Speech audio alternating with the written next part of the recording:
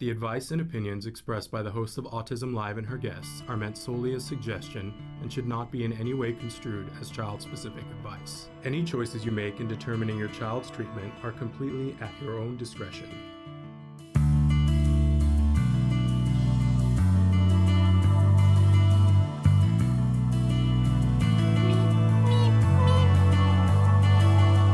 Good morning and welcome to Autism Live on the Autism Network. It doesn't get any better than this, my friends. We're here live this morning with Dr. Temple Grandin, and we're excited to welcome her back. I see that Heather has just written in and said that she watched the movie for the first time this weekend, and it was wonderful. And oh my gosh, how exciting for you, because now you're going to be here live with Dr. Grandin. She's got a new book out, and we're going to be talking about this, Navigating Autism, as well as the rest of her books, and answering questions that you guys have written in. We did ask for questions ahead of time.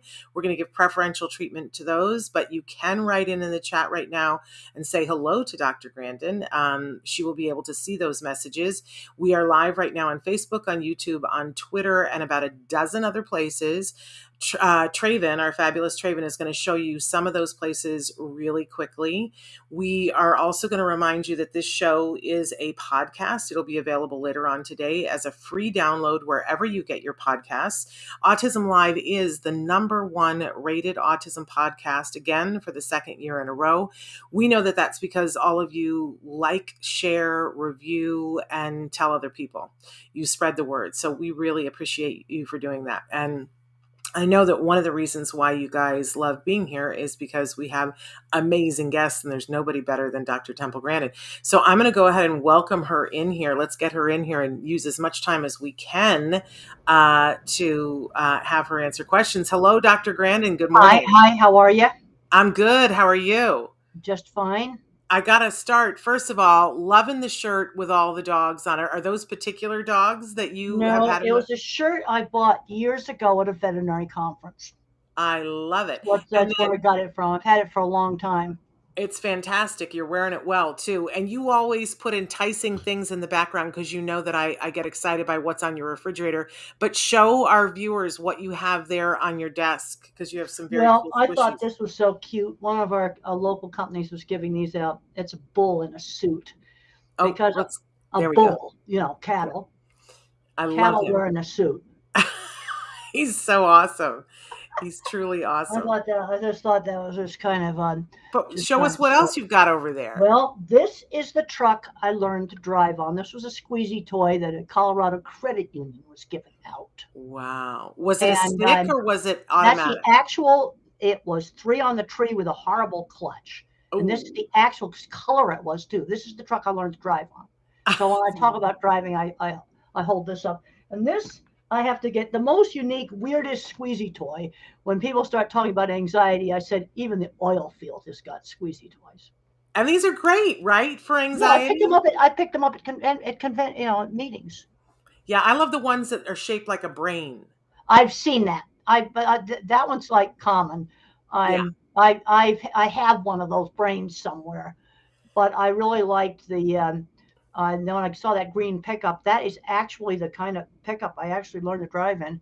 That's super miles of driving on dirt roads, and I was just got off a conference, and one of the things that's holding a lot of, really great people out of jobs is not learning to drive. Well, maybe let's pause this for a second and talk about that. Do you recommend when teaching individuals to drive that they learn on a stick first or automatic? What do you recommend? Well, I think today you don't need to learn on a stick. Okay. I mean, there's that was much more important, back in the 60s when I was learning. Yeah. It's learning to drive.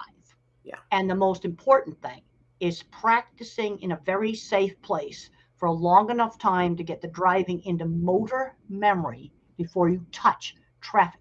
I cannot emphasize that enough. I was very lucky. My aunt's mailbox was 3 miles away on a dirt road. So we dealt with a manual transmission in the horse pasture. And I don't think you have to learn on a stick. Not now.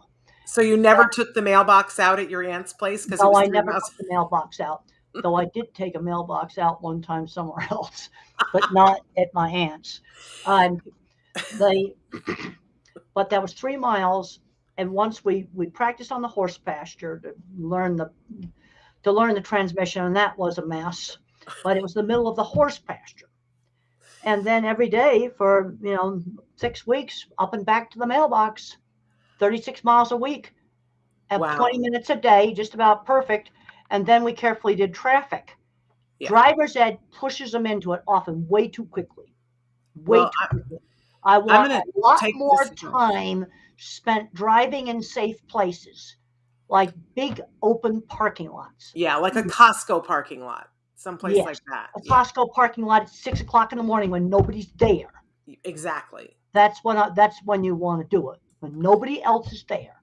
But I will say you have to be careful because some of those mall parking lots have those concrete blocks with the lights. Well, that's right, with light You don't poles. want those. Well, no, let's find the ones that don't have light poles. Yes.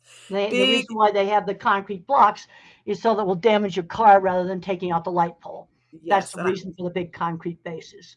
And I have a friend whose daughter wrecked the car like 5 minutes into the driving lesson on the concrete block. So we don't do that. No, I'm going to use this advice because my son is in the process of learning how to drive right now. So this is the wonderful. other good place is out in the fields. That's another a good place. No, I'd like to find a parking lot without the posts. Okay, there we go. We're saying good morning. A lot of people are writing in. Greg, Donna, I am one, Amanda, Parker, Valerie, Michelle, Heather. Everybody's writing in and saying good morning, and we welcome everybody being here. I want to jump into a question that was sent to us by Carrie Mallory Thompson. She wants to know, what is your take on teaching consequences to a 12-year-old boy? What kind of consequences? Well, I mean, there's a lot of different schools of thoughts on this, Temple, but like consequences so if somebody says, if you do this, then this is going to happen, do you uphold the consequences? How much do you punish? There are lots of schools of thought on this, but they want to know what you think. Well, I can tell you, I'm going to just work by specific examples. I kicked a hole in the wall when I was a teenager. The consequence was spending 3 days fixing it. And the criteria was it must not show. And I had to go down and buy the stuff. I had to paint, I had sand, then I have to do it, then I'd let it dry, then I'd sand, had to paint an entire wall so it wouldn't show. Now, did you already have those skills, Temple, or were you having to learn? No, I kind of had those skills. Okay. But another thing, well, this is 50's way of dealing with some 12-year-olds that broke windows in the school and threw dirt and all kinds of stuff into the swimming pool, damaged a construction site. They mowed lawns for the entire summer. Okay. That was the consequence. Well, what I like about those consequences are that they're consequences that teach skills instead of just being punishment for the sake of punishment. Exactly. And I had the skills. Well, let me tell you, it was a ton of work. It took like 1 second to kick that hole. And then you have to put the spackle tape on and you have to, feather the whole thing out. I had to buy the tool to do it with and then sand it. And then I had to paint the entire wall section. Otherwise, it would show. So did that prevent you from ever kicking the wall? I never kicked the wall ever again. Yeah. I also realized that I kicked it between the studs. And if I'd kicked it on the stud, I could have broken my foot. Oh, well, that's an important thing. Is right. Yeah.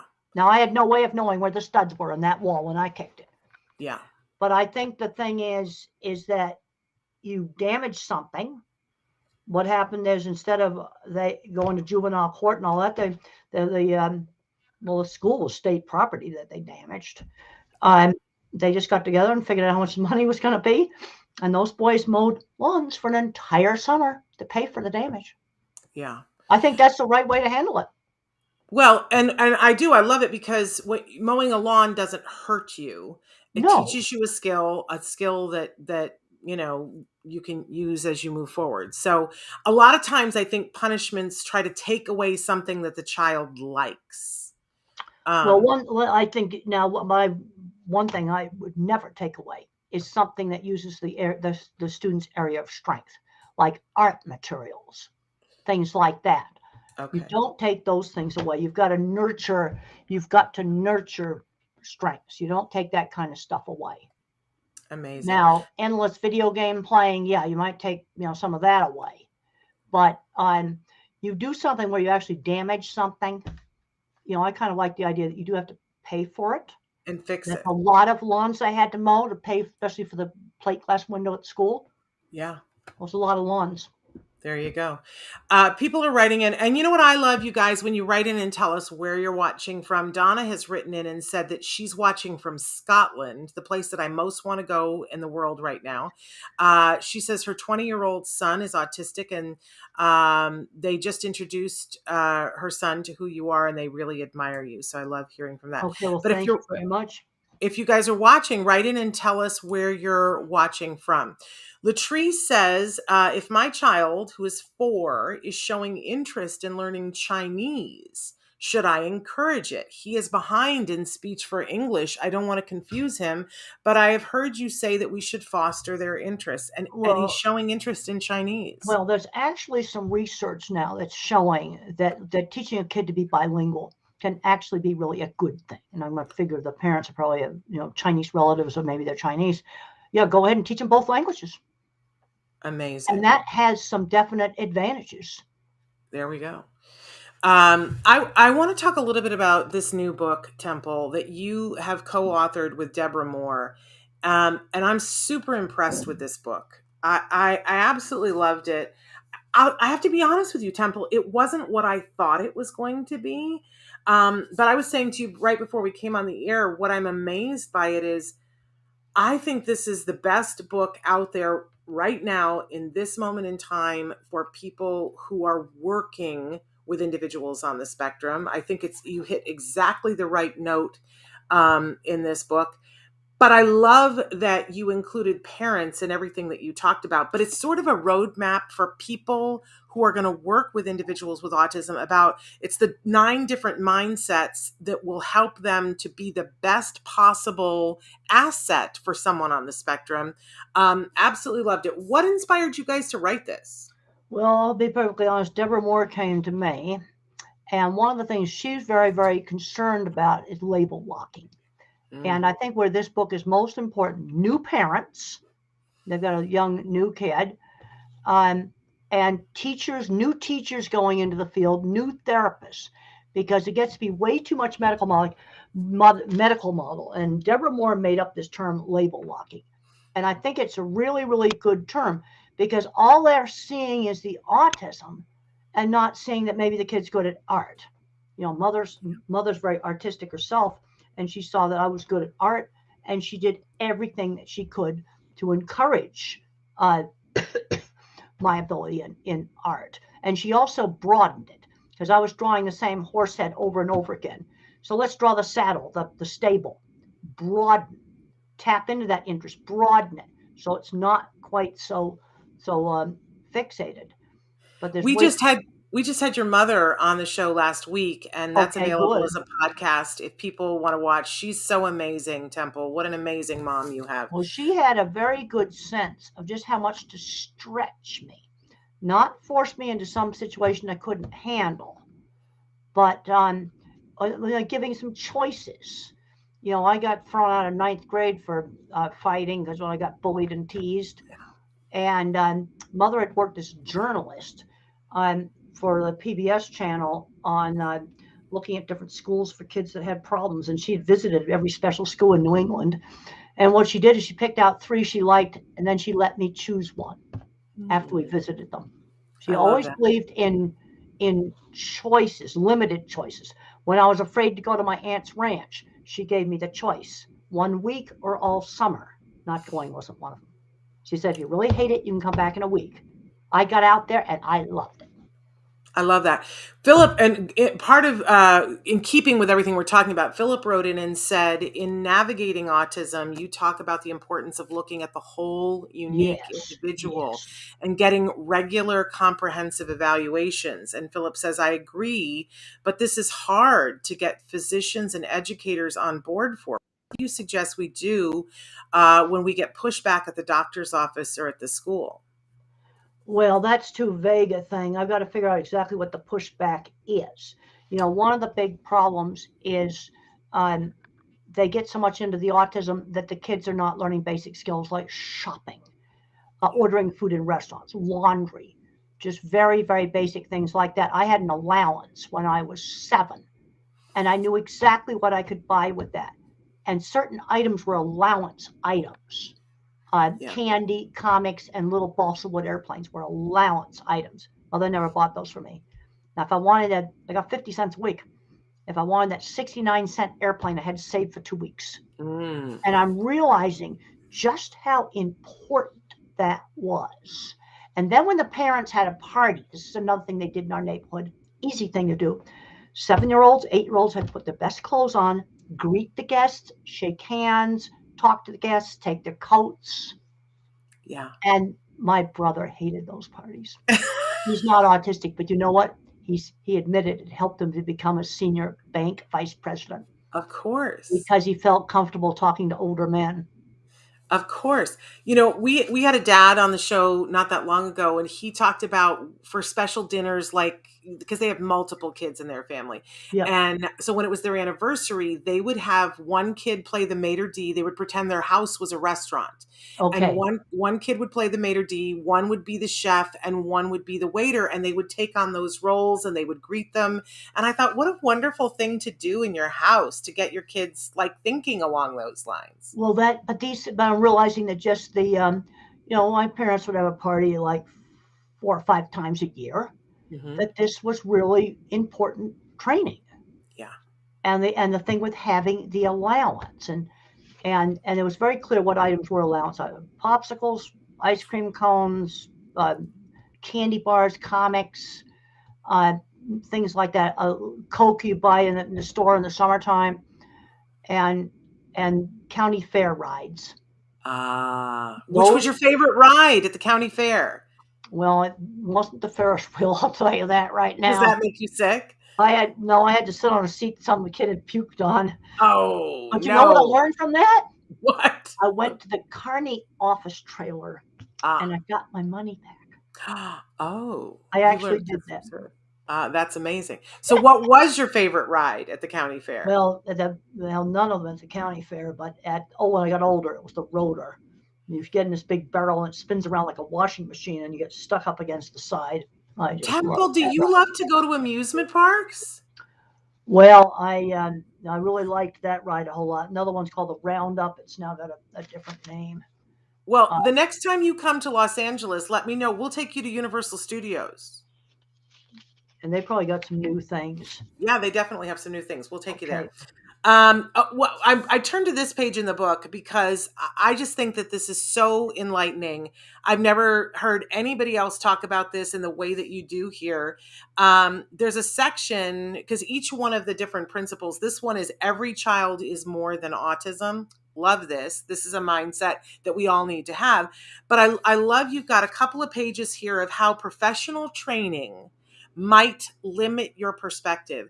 And it's just this wonderful thing by category: psychiatrists, psychologists, educators. And it talks about how it might be limiting your thinking about this individual.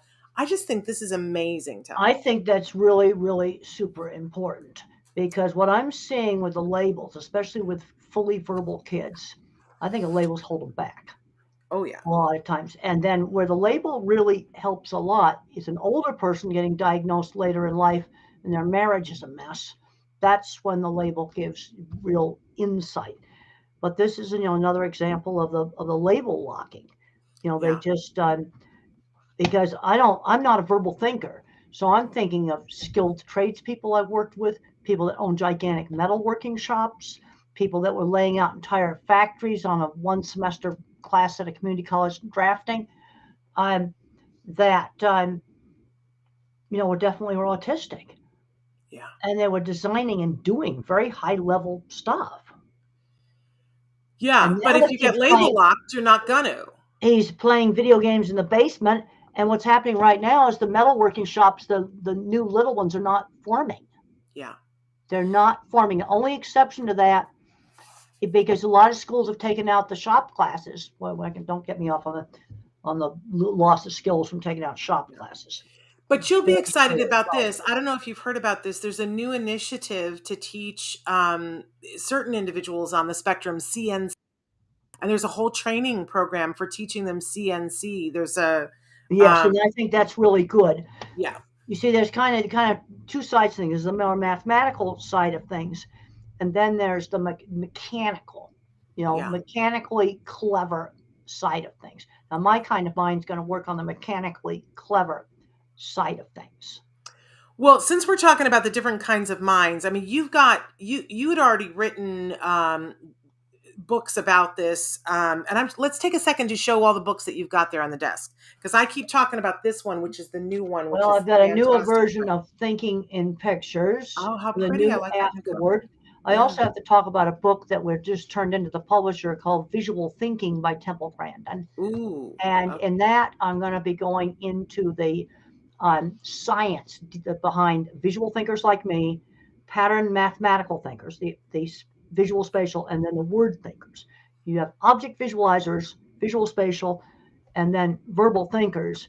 And it's available pre-order right now on Amazon. Just type in Visual Thinking by Temple Grandin into Amazon. It's taking pre-orders, because this gets into a lot of my concerns on how industry is losing out on skills that they need. Yeah.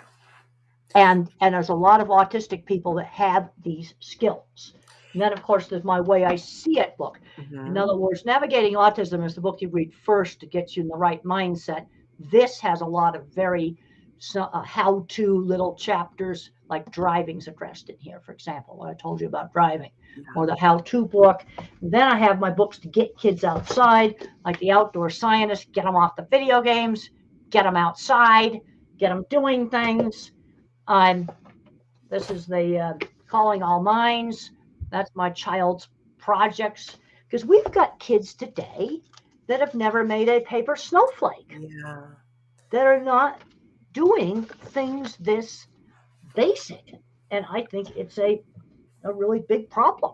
That's an amazing book, because especially, we all want to have fun things to do with our kids that are going to help them learn and grow. And I love that book for all it's projects that you can be doing with your kids. To find people write in more than anything else, the question they have for you, Temple, is how do I find what my kid's passion is? How do I find what they're good at?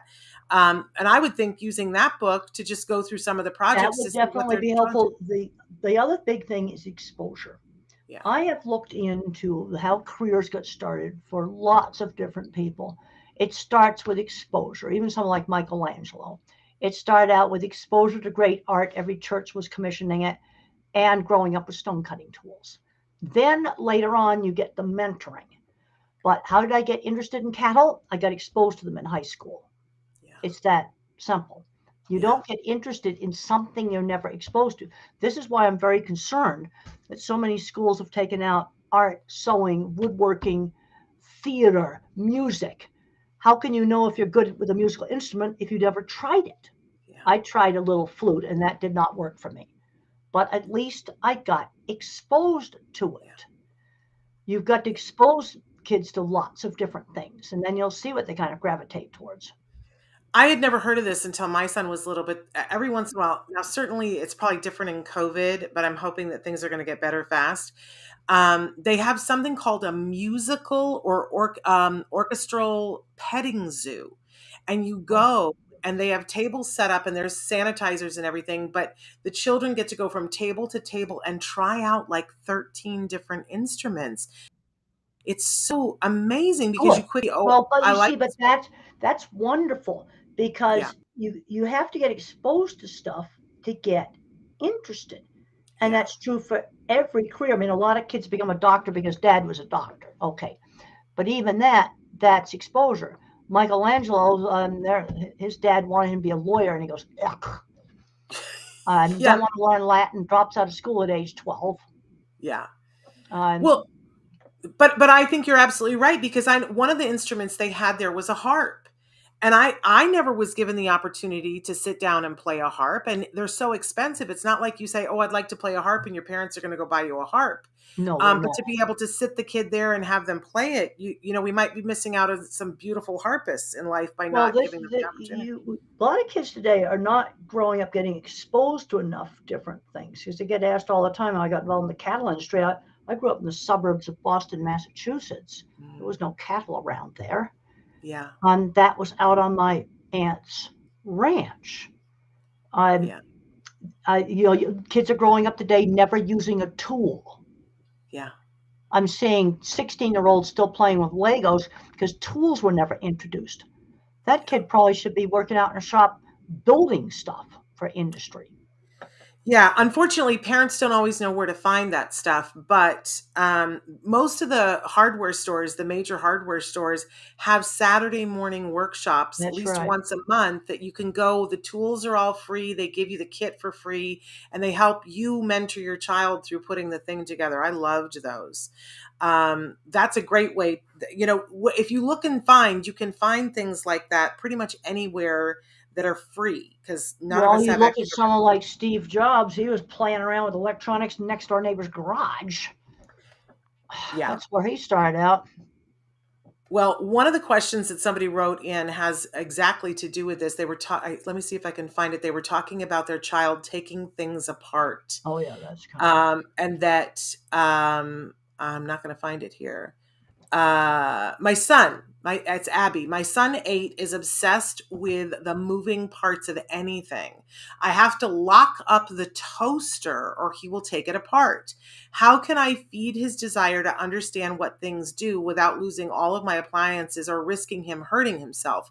I should add that he takes the things apart but shows no interest in putting them back together. Oh, what I would do is get some old vacuum cleaners or something like that, and he can take them apart, but I want to encourage the putting back together. In other words, maybe take a couple of parts off and then learn to put it back on.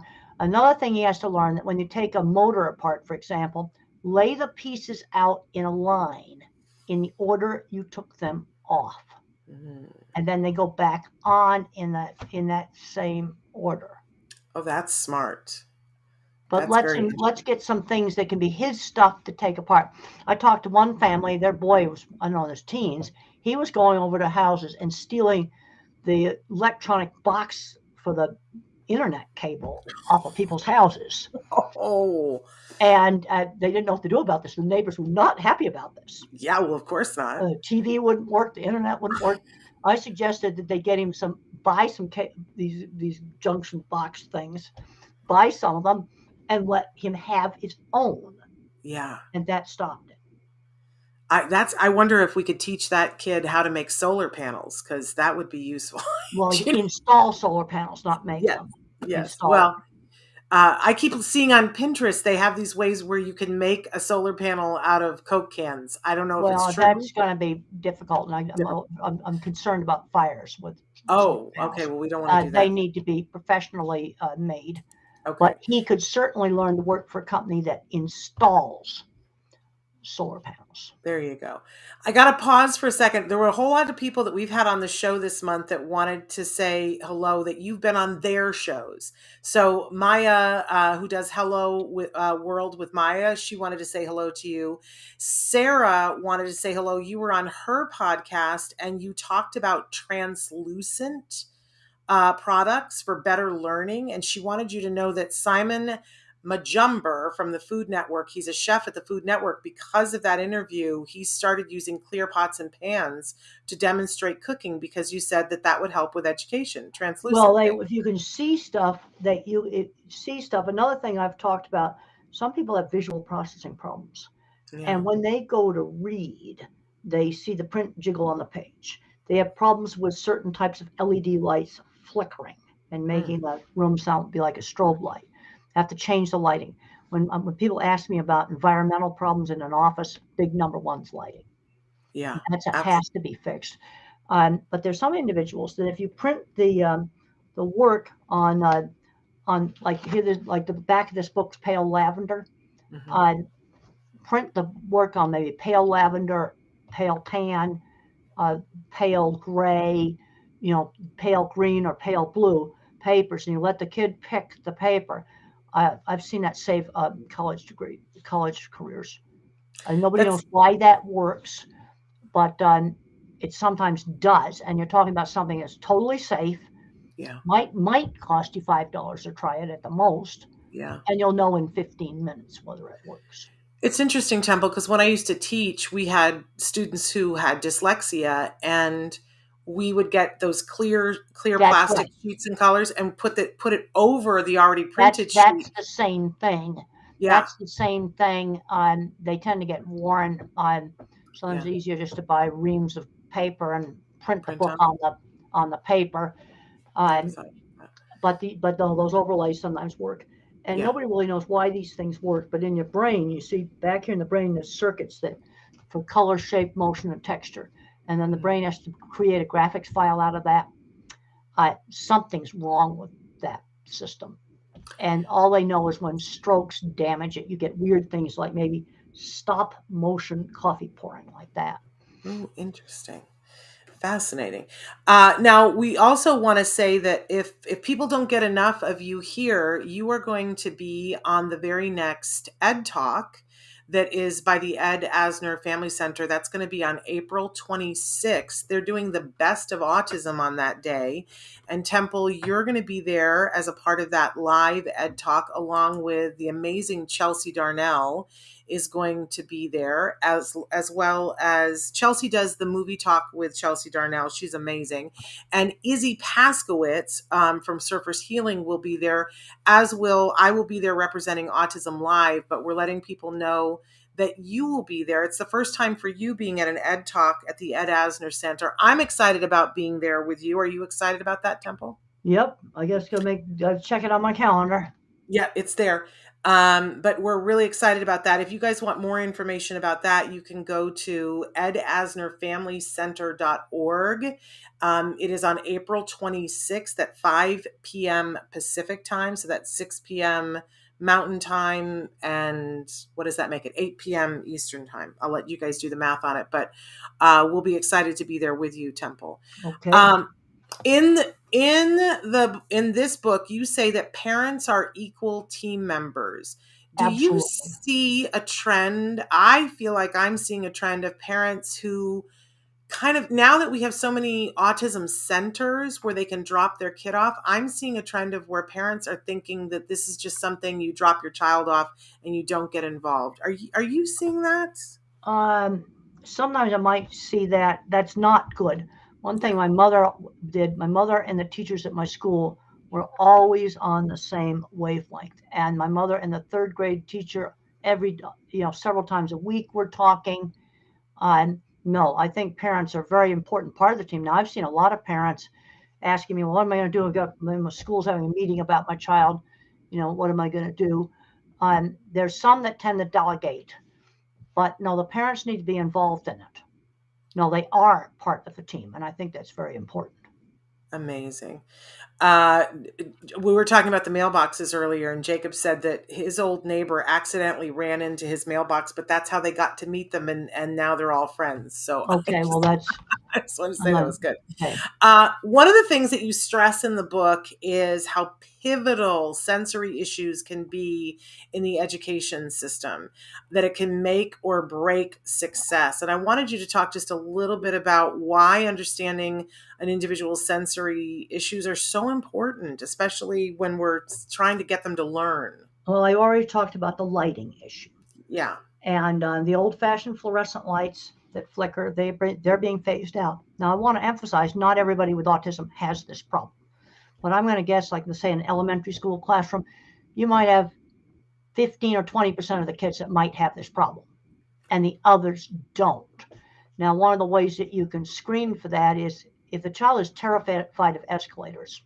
Most kids love escalators. I loved them when I was a child. That's a sign that there's a problem because they can't see how to get off the escalator. Also, you ask them if they ever see the print jiggle on the page. And if they do, then we got to look at the lights in the school. And do the lights flicker? Now, if you're in a school with big windows, maybe you can turn the lights off and put the desk over by the window. If you don't have big windows, you're going to have to change the lighting. This is one of the few things that for certain individuals is a has to fix, because it's flashing like a strobe light. Yeah. Well, and of course, Dr. Stephen Shore, he talks about that he went in to start teaching college, and the only way he could do it was by wearing a build hat. Well, wearing the hat blocks, most of those lights are on the ceiling. So wearing a hat helps to block it. That can sometimes help. No, he's absolutely right about that. Now, it's one thing to go in and teach a single class in that room compared to being in that same room all day. You see, in college, you're usually moving around in different rooms. Yeah. But that's that can be a very big problem for some people. And it can prevent you from being able to learn or to teach. You can't learn if the room's flashing like like some kind of strobe light thing. Sensory problems, noise in the cafeteria. Now, some noises you can help it if the child controls the noise. There was one boy terrified of the buzzer on the scoreboard in the gym. So they took him down to the gym when no one was there and let him play with the button, turning that buzzer on and off, and he started playing tunes on that buzzer. So that is where they control it. When I was in first grade, I was terrified of Mr. Russell's gigantic vacuum cleaner with a gigantic bag. Well, I'm sure it wasn't that big, but when you're kindergarten and first grade, it looked really big. Well, one of the ways to have gotten over that would have been to let me turn it on and off and watch the bag deflate and inflate. That might have gotten me over being afraid of Mr. Russell's vacuum cleaner. There you go. Anthony had written in and said it's World Autism Awareness Acceptance Month. What kind of work do you want to see to improve more in order to support our autism community? Well, that's kind of vague. Big. Parents ask me all the time, new parents, where do I get help? I always suggest contacting a local support group, parents in the community. Then they're going to know what the resources are in that community, because I can't know the resources that are in every community. Yeah. And then I also recommend some of my books, Navigating Autism, The Way I See It. Those would be books I would recommend to parents of a 3-year-old. The other thing I run into a lot, especially in the low-income areas, in certain parts of the U.S. where there's no services, you got a 3-year-old that's not talking. And they might have to wait 2 years for a diagnosis. And I tell them, don't wait. You already know he doesn't talk, and his behavior's not really he's really different. The worst thing you can do is wait. So I suggest for them to get some of my books. The Way I See It's one of them, and get a grandmother's in the community. Start working with this kid now, because the worst thing you could do is nothing. Yes, I'd rather have them get into professional thing right away, but if it's not available, the worst thing you can do with a 2-year-old that's not talking is nothing, and just let them play with the phone all day. That's what you don't do. You've got to get them interacting. And what I have found is some people have the knack to work with these kids and some don't. Yeah. I think they're born with the ability, regardless of how much training they have. Yeah, I agree with you. But I sort of want to, you just said something that I kind of want to crochet into pillows, which is, and show them to people all over the place, which is you said the worst thing that you can do with a 3-year-old that's not talking is nothing. Yeah, let them sit all day zoning out on electronics. That's the worst thing you could do. Yeah. So you better get doing something. Angel wants to know, how did you learn to handle the sensory things that bothered you? Do you still have sensory things that you can't stand? And what do you do to help yourself when you're at work? Well, I kind of wear the same kind of clothes all the time. The work clothes and good clothes feel the same. I have to find pants that don't itch. That sometimes is challenging, because I can't stand on a plane for 3 hours. My pants itch. Really drives me crazy. Let's look at the different problems. There's visual problems, sound problems. Now, the thing with headsets, if you wear a headset all the time, it will make the hearing more sensitive and worse. And so what you want to do is have it with you, but try not to wear it. Now, you can sometimes do some things to desensitize some of these things, like letting me play with the vacuum cleaner might have helped me to not get desensitized. Find clothes that don't itch. Like for women right now, they've got all these little leggings. Oh, I would have loved those. Okay, so you just let the kid wear leggings every day and get 4 or 5 pairs of them in different colors and wear leggings all the time. because, I love leggings. I sleep in leggings. Oh, wonderful. Larry says, I'm on the spectrum and I have a degree in community planning. I cannot get a job in my field. I get interviews, but I know I come across as being different and then I don't get the job. I don't know what I'm doing that is wrong and I'm very frustrated. What should I do? Well, you see, the way I sold the job, since I had the kind of job where I had a lot of portfolio I could show off. Like, here's some of my drawings. There's a picture of one of my jobs. There's a drawing. And so the way I did interviews, since I had things to show off, was I'd show the drawings and I'd show the pictures. And when I was in high school, I had a little sign painting business and I had pictures of my signs. And that's how I sold the jobs. An interview for me was lay the drawings on the table, put the pictures on the table. And then I wrote for our State Farm magazine. And when I turned in my first article, I had a good first article. There's that scene in the movie where I go up and I get the editor's card. I saw that back door. I knew if I wrote for that magazine, that would really, really, really help my career. Yeah. And then I delivered a decent article. Now, community planning, I know somebody that got a job laying out meat factories. He'd taken a 1 semester class in computer drawing. He showed an engineer at the plant a homework assignment he had done. And that got him the job? That got him the job. I worked with him on jobs. Well, I've heard you tell people before having an electronic portfolio that you can carry with you everywhere. You need to do that. You need to have an electronic portfolio. I had to carry around a big notebook, but now you'd want to have this stuff on electronic portfolio where you can show where you can show the work, the drawings, the pictures, or let's say you're a programmer, where you could show off 2 paragraphs of your best code. Yeah. Not a whole book full of stuff, where you could just whip it out and show it.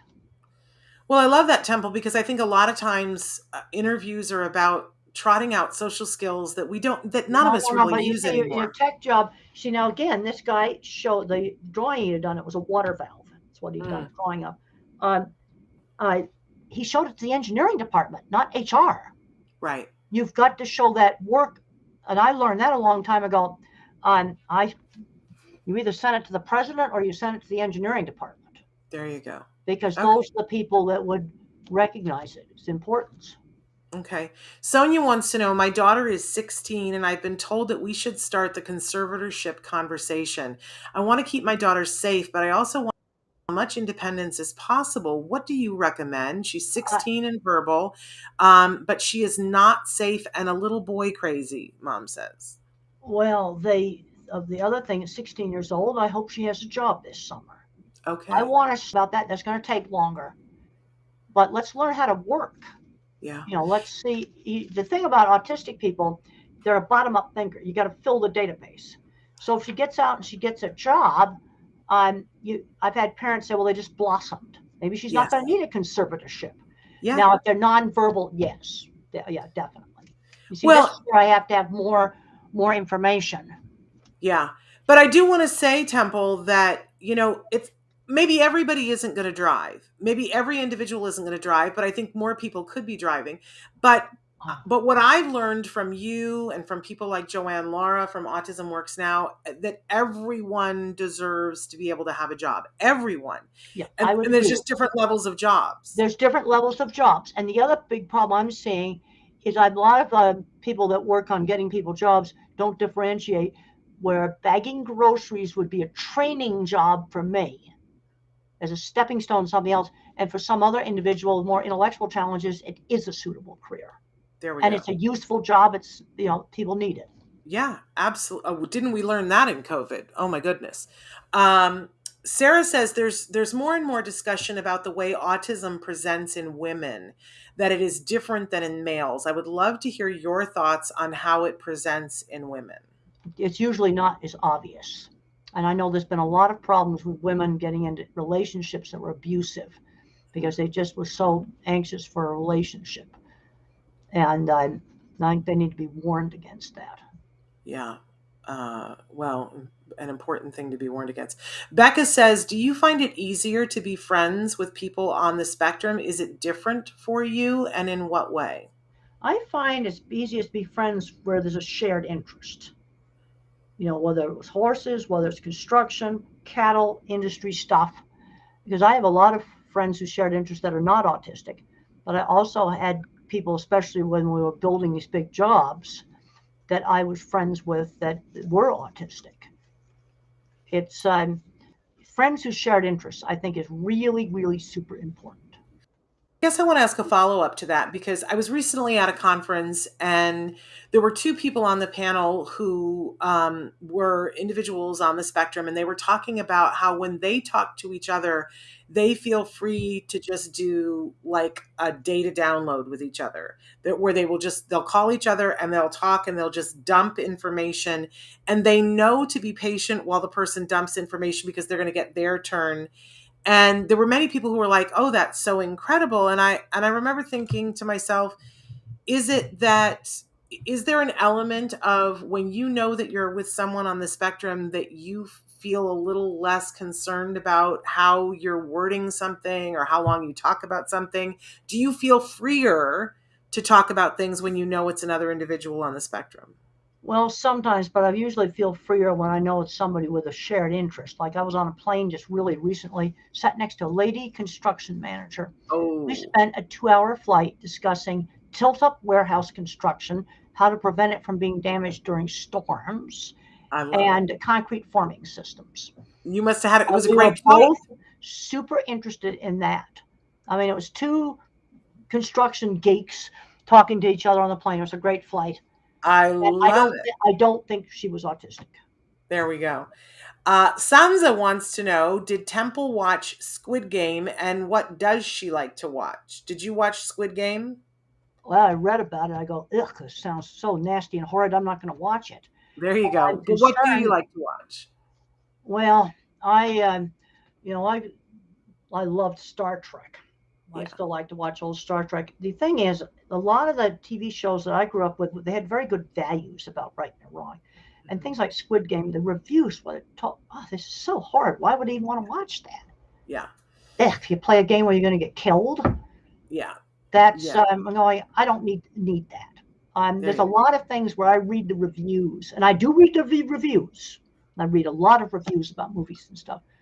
Some of the Batman movies have just gotten too dark. Yeah. I I'm the same. like the old, more fun Batman movies where Arnold Schwarzenegger was Mr. Freeze and Poison Ivy and stuff like that. There we go.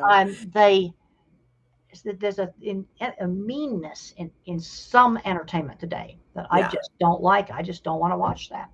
Well, I don't like that either. But I have to say there's other, what they call K-drama, that I'm finding that all of the sort of writing that we're missing from the 50s, 60s, and 70s television has all moved to K-drama. And and it has good morals. I kind of like it, Temple. Okay, well that's good. And there was a very good, Picard Star Trek sequel that's been playing. That I thought was really good. So you've been watching Picard? That was going to be my next Yeah, question. but I've watched some episodes of that. I've only seen one episode. Should I invest in more? Is it good enough? Well, I think it is good enough. Okay. I happen to love Patrick Stewart, Yeah, so it brings up some ethical issues. You see, and that's something that the original Star Trek did, and when I'm very glad that I grew up watching TV where there was very clear things about right and wrong and good and bad, just in a very concrete way, and not yeah, being mean. exactly. We don't need more meanness in the world. Yeah, this is the thing I just don't like in some of this stuff. I'll read some movie reviews and I go, nope, we're not going to that. Yeah, I'm and not going to that. when I watch a movie or a TV show, I want to care about people. I want to like the people and I want to care about them. And it seems like there's a big thing with the anti-hero now where Well, it's a I bad think, person and we're supposed to like them. I don't get it. well, no, and I think that's confusing to autistic kids. There we go. Never I really think even it's thought. important to, Superman, the old original Superman. There was very, very clear right and wrong in that, Absolutely. and I was brought up with that. I'm glad I was. There you go. You just reminded me, we had a dad who was on the show a couple of weeks ago. He's an autism dad who is a computer engineer. He's written a book called Apollo Autism. Did he get that to you, Temple? No, I don't think so. I think you might like it. Yeah, It's a I think I fiction know. I've book. never heard of. I've never heard of that. It's Yeah, a fiction book about the Apollo program that goes. There's a dad whose child is being diagnosed, and he's working on the Apollo projects. So we'll have to get that to you, see if you oh like no, it. I haven't seen it. I've never even heard of it. Okay, it's called Apollo Autism. We'll make sure that Okay, it's Alex Philstein. We'll make sure that he gets a copy of that to you. okay, you can send that to Cheryl. Because we know that you are a fan of NASA and everything to do with Oh yeah, NASA. I'm a very big NASA fan. I've been to many of their facilities, so I totally geek out on visiting NASA facilities. Well, and you probably remember I got to go with you the one time Well, I yeah, got. you got me into Houston. Oh yeah, that was so much fun. We got to go in the control room. Oh, that was. So I still have the footage from that, Temple. I got to find time to edit it into something. We're gonna make a mini doc at some point. Okay, no, that was Um, just wonderful. Thank you for taking me there. oh, Temple, it was the Yeah. pleasure of my life. Are you kidding me? To be with you and like 4 or 5 astronauts all day and just follow you and astronauts around. It was, and one of them was a veterinarian who was Yeah. oh, that No, was that pretty. was good. That was a pretty good day. I know we're running out of time because you have a class that you have to go teach. But there was another question that I had and I can't find it. But let's take a second to talk about the books again, because this one is the new one that's out right now. But tell them again about the one that's available for pre-order that they can get on Amazon right now on visual thinking. The title is Visual Thinking. Now you need to put in Visual Thinking Temple Grandin, because there's some other things on Amazon with visual thinking in the title. Visual Thinking Temple Grandin. And in this book, I go further into the different kinds of minds. In my book, The Autistic Brain, I had some of the initial research. In The Autistic Brain, I had some of the initial research. But this goes deep into the literature that shows that object visualization, like what I have, which was shown very nicely in the movie, Yes. and visual spatial pattern mathematical musical are actually two different kinds of thinking. And then also studies on word thinking. I also talk about, I'm very concerned about lost skills in industry, all kinds of industry. I'm concerned with our educational system, strict algebra requirements, actually now in California, would screen me out of high school. I talk about how visual thinkers are needed in engineering to prevent really serious disasters like Fukushima, for example. Watertight doors would have saved it. Mathematician doesn't see the water flood in the site. Visual thinker does. But I think a lot of people are going to be interested in this. Also, I discuss the jobs for different kinds of thinkers. That's also discussed some in the Autistic Brain. But I think we really need to be working on this, because I'm concerned that totally verbal, very abstract, overgeneralized, kind of taking over the school systems. Yeah. And we're losing skills. I mean, right now, if you want to build a poultry processing plant, how about 100 shipping containers from Holland, a high-wage country? It's because they haven't taken their skilled trades out. Wow. We need some of these kids who think differently. And this is a very important conversation. You delve into this a little bit in this book where you talk about the different brains. But then what I loved is that you give examples of here's what it looks like when the child has this kind of thinking, and here's how you would be the most effective at educating this brain, and here's how you could be ineffective by teaching to them in the wrong way. Well, let's look at math kids, for example. One big mistake that people make, verbal thinkers make, is make the math kid show his work. That's not how their mind works. Yeah. They think in a totally different way. I've run into this one over and over and over again. It just frustrates the smart math kid that ought to be moved ahead in math. Yeah. And then mother always encouraged my ability in art, using different media, doing many, many different things. That was really important. You want to take that thing they're good at and expand on it. Absolutely. Of course, I grew up using tools. Visual thinkers like me, it's going to be art and mechanical things, building things. And then also things like graphic design, photography. Those are another, and animals. Those are things that my kind of mind are good at. They all go Wonderful. together. I have one last question for you from Holden. Holden wants to know if you could meet one person and have lunch with them, who would it be and why? Oh, I'd like to have lunch with Elon Musk. That would be I wonderful. I was betting on that. I thought, and why hasn't Elon Musk met you and had lunch with you yet? I don't know, but I watch all the stuff. When he did the first SpaceX trip up the space station, I geeked out on like 3 hours of live feed going to the space station. I watched the whole thing. Yeah. You know, Well, that's he needs to. He's not buying Twitter now, so he needs to find time to put you on his schedule to have lunch. Of well, course, we would want to be there to have cameras, but we would not be there. You but would want he to have puts that. a lot of emphasis on the importance of manufacturing. Yeah. When he gives a tour of his car factory, you can see he loves his car factory. Oh yeah. He is what he does. You see, this is why people are talking all the time about identity. It's important for me to have interesting careers, really important. Now, I think my big purpose is to help the younger people be everything they can do and get out and have a life and get out and have good careers and contribute. Amazing. So I know you have to go to teach a class, but we want to remind everybody that if they want to see more of you, they can join us on the 26th of April, the Ed Asner Family Center. Dr. Temple Grandin I can't even say your name anymore. Dr. Temple Grandin will be there live on the 26th. The Ed Asner Family Center. You can see teafc.org. I will also be there, as will Chelsea Darnell, Izzy Paskowitz, and of course, Nava Paskowitz, Asner, and Matt Asner will be there as well. So we'll look forward to that. Temple, you're amazing. We're encouraging everybody to go get all of your books, but whichever one they need right now. Everybody's saying thank you and amazing books. They can go to Future Horizons to get your book, fhautism.com, or is it org? Yeah, no, it's .com. And then there's also templegrandin.com, correct? Yeah, I've got books on there, and I've got a lot of livestock books on Grandin.com. Grandin.com is livestock, and templegrandin.com is autism. Okay. Well, we're moving in. This is the last time that we're going to do this from home. Temple, we're finally moving into our new studio. The next time you're in LA, I'd love for you to come see our studio. And the invitation is open. We'd be happy to take you to Universal Studios. Okay, great. Wonderful. Thank you so much. And I'm going to leave the studio now because I've got to go teach a class. Thank you, Dr. Grandin. You're very welcome. Bye-bye. Okay, goodbye.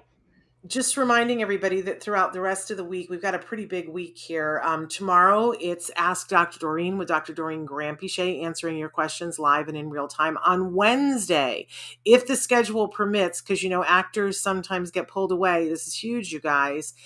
Kobe Bird is scheduled to be with us on Wednesday, as long as he doesn't get work on Wednesday, which, if he got work, then we'd be happy for that too. And we'd reschedule. But we are hoping, fingers, I don't know whether we should even hope for that or not, but Kobe Bird will be with us supposedly on Wednesday. And then on Thursday, we've got two amazing authors who are going to be with us. One of them, it's the book, The In Sync Child. And then Lee Meriday Porch is going to be here with us. She's got a new book out. She's an amazing mom blogger, hilarious, so amazing. And she's got a new book out. And I guess that there's a part in the book about she was scheduled to be on Autism Live many, many years ago. And it was that day that we all have where, nothing can happen. And I haven't read that section of the book yet. I can't wait to hear. But apparently she was not able to be with us that day because her life was calling.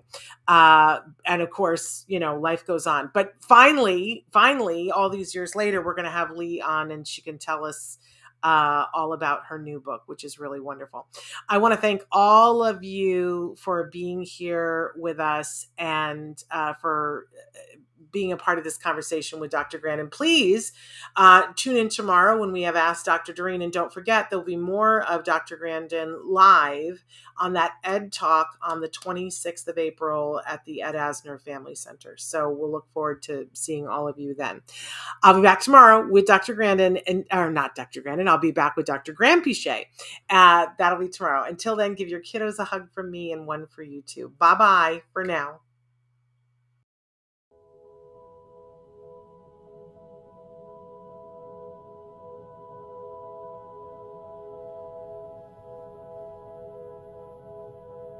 If you found anything helpful in this video, please give us a like. In fact, make sure that you smash that subscribe button on YouTube and give us a like on Facebook. You can also follow us on Twitter and on Instagram for important updates. And please download our free podcast wherever you get your podcasts. Thank you so much. See you next time.